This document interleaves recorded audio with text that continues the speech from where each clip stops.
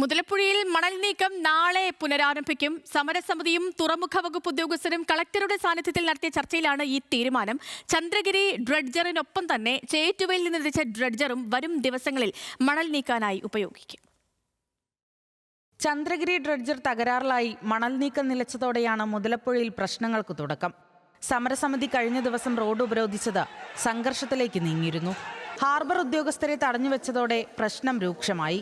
പോലീസിന്റെ സാന്നിധ്യത്തിൽ നടത്തിയ ചർച്ചയിൽ ഇന്നലെ ഡ്രഡ്ജിംഗ് തുടങ്ങുമെന്ന് അറിയിച്ചെങ്കിലും അതുണ്ടായില്ല. സമാധാന അന്തരീക്ഷം ഉണ്ടായാൽ മാത്രമേ ഡ്രഡ്ജിംഗ് പുനരാരംഭിക്കൂ എന്നായിരുന്നു ഉദ്യോഗസ്ഥരുടെ നിലപാട്. പിന്നാലെയാണ് ഇന്ന് കളക്ടറുടെ സാന്നിധ്യത്തിൽ ചർച്ച നടത്തിയത്. പ്രശ്നങ്ങൾ പറഞ്ഞവസാനിപ്പിച്ചതോടെ ഡ്രഡ്ജിംഗ് നാളെ പുനരാരംഭിക്കും. ചർച്ച വളരെ പോസിറ്റീവായിരുന്നു. നമ്മുടെ ആവശ്യങ്ങൾ തന്നെ അദ്ദേഹം കളക്ടറും അതേപോലെ തന്നെ എക്സിക്യൂട്ടീവ് എഞ്ചിനീയറും അംഗീകരിച്ചു. ഏതാണ്ട് 2 ദിവസത്തിന് മുമ്പുണ്ടായ പ്രശ്നങ്ങൾ അത്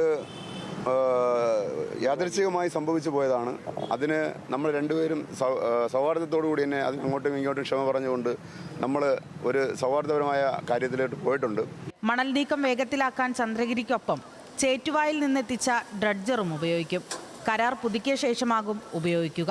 ചേറ്റുവയിൽ നിന്നുകൊണ്ടുവന്ന മിനി ഡ്രഡ്ജർ അവിടുത്തെ MLA കൂടി ബന്ധപ്പെട്ട് അക്ബർ MLA കൂടി ബന്ധപ്പെട്ടുകൊണ്ട് ഇതിനോടൊപ്പം തന്നെ പ്രവർത്തിക്കുവാനുള്ള സംവിധാനം, അതായത് ഒരു സമവായത്തിലെത്തിയാൽ അതിനൊരു സംവിധാനം ഇതിനോടൊപ്പം തന്നെ ഒരുക്കുമെന്ന് പറഞ്ഞിട്ടുണ്ട്.